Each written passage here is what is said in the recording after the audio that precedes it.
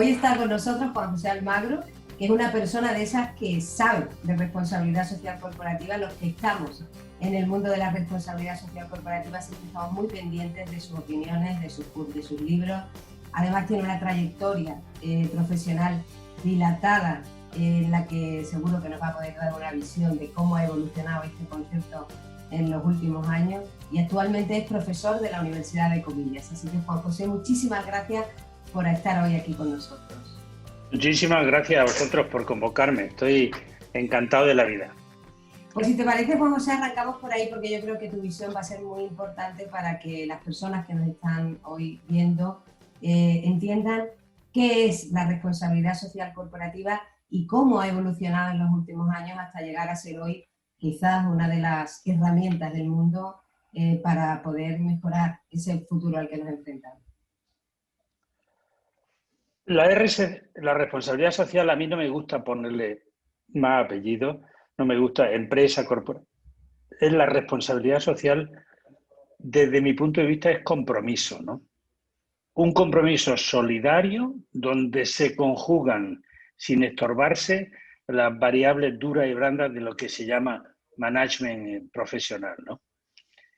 Y eso se conjuga con la función social de la empresa, algo que nunca deberíamos perder de vista, ¿no? Porque una forma de gestionar la actividad de las organizaciones para mejorar los impactos que la propia empresa tiene en lo que se llaman stakeholders, pero que tiene que ver con los dueños, con los empleados, con los clientes, con los colaboradores, con los proveedores, con la sociedad, con el medio ambiente. Y la empresa que intente minimizar los impactos negativos de su actividad será responsable, y la empresa que implante políticas para mejorar esos mismos impactos también será responsable. Los que no lo hagan, pues no lo serán. No son responsables las organizaciones que transustancian mal y que transforman el bien común en intereses personales o las palabras en retórica y no en hechos concretos, ¿no? Con una definición que ahora se transmuta, porque desde que los Objetivos del Desarrollo Sostenible aparecieron en el año 2015, en septiembre del año 2015, todo el mundo habla de sostenibilidad y de ODS y pocas personas hablan de responsabilidad social.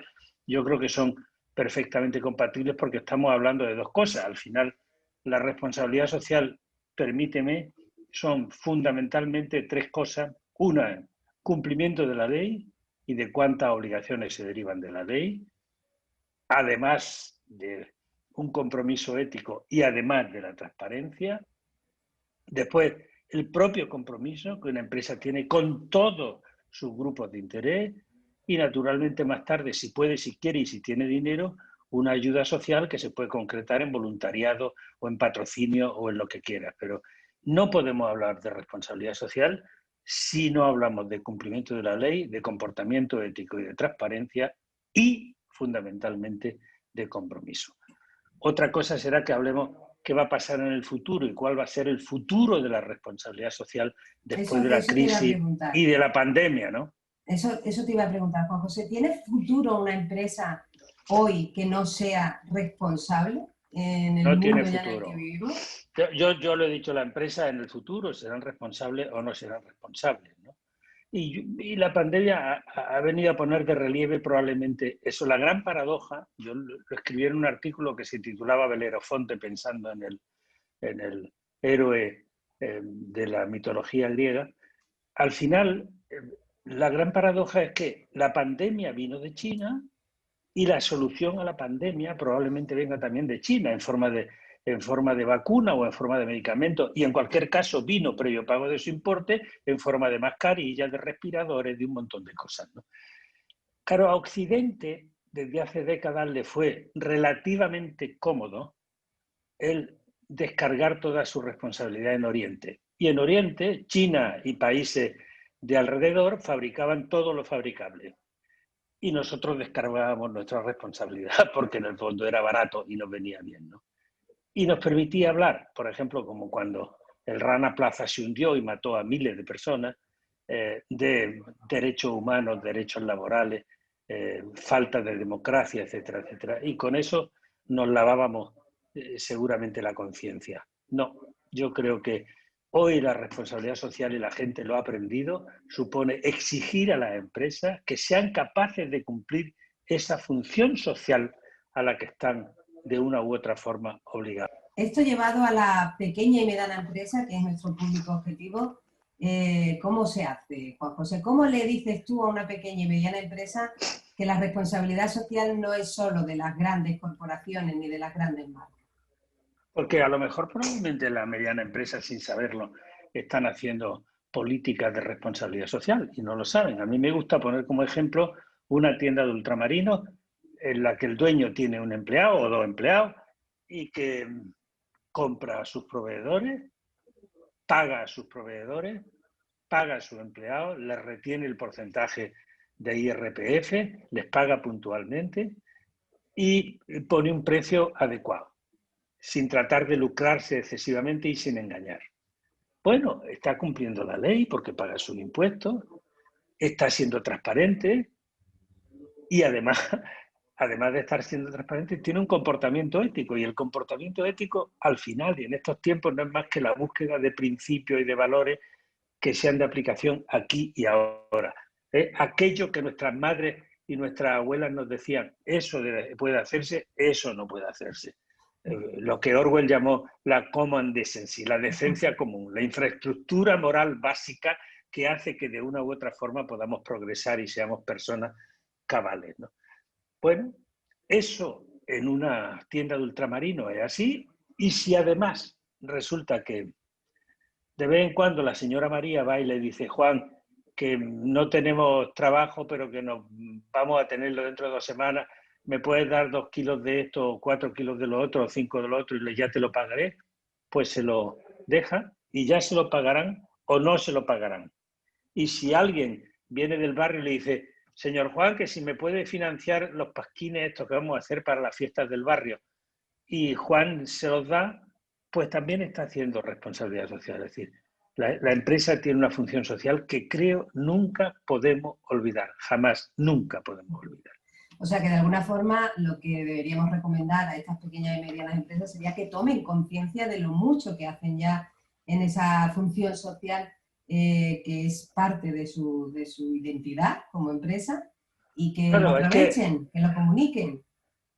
que lo comuniquen, que lo aprovechen, que sean capaces de presentárselo a la sociedad, porque desafortunadamente el término empresa lo ha fagotizado la gran empresa, la multinacional, cuando resulta que en el mundo 95-96% de las empresas son pequeñas y medianas empresas, que a su vez hacen la mayoría del empleo en el mundo, sea cual fuere el país, ¿no? Entonces, la responsabilidad social en el fondo no es más que una forma de gestionar la empresa, ¿no? Y en consecuencia cambia en función de los actores, cambia en función de las circunstancias, cambia en función del tiempo en el que estamos viviendo, ¿no? La gente cabal normalmente es responsable, sea cual fuere a lo que se dedica. La gente que no es cabal, pues no es responsable, por mucho que hagan memoria en las que dicen que sí son responsables, ¿no? Esa es otra, ¿no? ¿Cuál sería para ti, desde que tú empezaste bueno, pues con tus responsabilidades profesionales en ese momento en Mapfre, ¿no? ¿Cuál sería para ti la diferencia entre aquella responsabilidad social de hace 20, 25 años a la de hoy?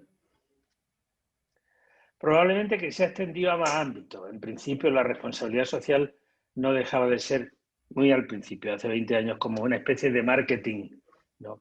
Al final, se trataba de vender que se hacía responsabilidad social como un instrumento más de marketing. Decía, mire, que es que yo no solo vendo esto o presto tal servicio, sino que es que además soy responsable socialmente. ¿Y usted me explica qué es responsable socialmente? Bueno, sabes tú que al final la Comisión Europea definió la responsabilidad social como la responsabilidad de las empresas por sus impactos en la sociedad, es decir, por su impacto en la sociedad en todo. Y hoy cambia, como te decía al principio, porque en 2015 se aprueban los Objetivos del Desarrollo Sostenible y desde el 2015 parece que muta la responsabilidad social hacia los 17 Objetivos del Desarrollo Sostenible, que a mi juicio son otra cosa y que corren el peligro de ser un trampantojo, porque Al final, es decir, es una ilusión óptica. Hemos perdido 5 años y no se ha hecho nada en los objetivos del desarrollo sostenible. Y solo nos faltan 15 años para incumplir definitivamente los objetivos del desarrollo sostenible, que habría que dejarlos terminados en 2030. Pero así somos. Luego los políticos nos dirán que esto ha sido como consecuencia de la pandemia y habrá que decirle, pues mire usted, no, porque resulta que quien más responsable ha sido probablemente a lo largo de toda la pandemia ha sido la sociedad civil dando ejemplo. Y aquellos, los llamados otros, yo los he llamado los otros, que eran los que no se veían, los que menos ingresos generan, pero los que nos han permitido vivir confinados o no a lo largo de los meses más duros de la crisis, ¿no? Bueno, esta es la cuestión. La cuestión no es que los objetivos del desarrollo sostenible vayan a solucionar los problemas. La cuestión es que antes de acudir a los objetivos de desarrollo sostenible o al mismo tiempo, tenemos que ser capaces de crear empresas e instituciones. La responsabilidad social no es solo de las empresas, es de las empresas y de las instituciones. Tenemos que ser capaces de gestionar empresas e instituciones desde el compromiso. Y cuando se hace desde el compromiso, las cosas funcionan. Cuando no se hace desde el compromiso, las cosas no funcionan. Pues fíjate, me has dado un puente de plata para las dos preguntas que le dan nombre a este espacio, ¿no? La primera, que ya conoces, sería ¿qué pueden hacer esas empresas y esas instituciones por el mundo? Las empresas e instituciones lo primero que tienen que hacer es definir qué es lo que quieren que su empresa sea. De verdad, no poniendo negro sobre blanco aquello que no se pueda cumplir, porque al final el papel lo soporta todo. ¿Yo qué quiero hacer que haga mi empresa? Desde esta perspectiva de la que estamos hablando, cumplir un determinado fin y cumplir la función social que tiene la empresa. Esto es extraordinariamente importante, ¿no? Y a partir de ahí, decir, tengo que ser capaz de crear un mapa de quiénes son mis stakeholders. Es decir, quiénes son las personas a las que esta empresa de una u otra forma afecta. Empleados, directivos, colaboradores, proveedores, todo el mundo. Insisto, partiendo de 1, cumplimiento de la ley, 2, comportamiento ético, 3, transparencia, ¿no? Si no, no podemos hablar de responsabilidad social. Y en este tiempo, a mí me parece que se ha puesto de relieve que hablar de ecología no es una tontería, es probablemente el futuro. Es decir, la responsabilidad social pasa en este momento también por la ecología y por el futuro y porque seamos capaces de protegernos y hacer lo posible para que este mundo verde que todos deseamos se haga posible a través de grandes inversiones que nos van a hacer falta y que tomemos conciencia de que solo así seremos capaces de conseguir un mundo mejor.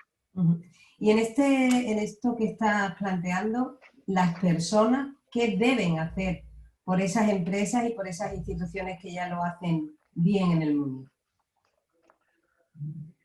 Es que a mí me parece que la pandemia nos ha servido de soporte para que seamos capaces de hacer cosas distintas en el futuro, ¿no?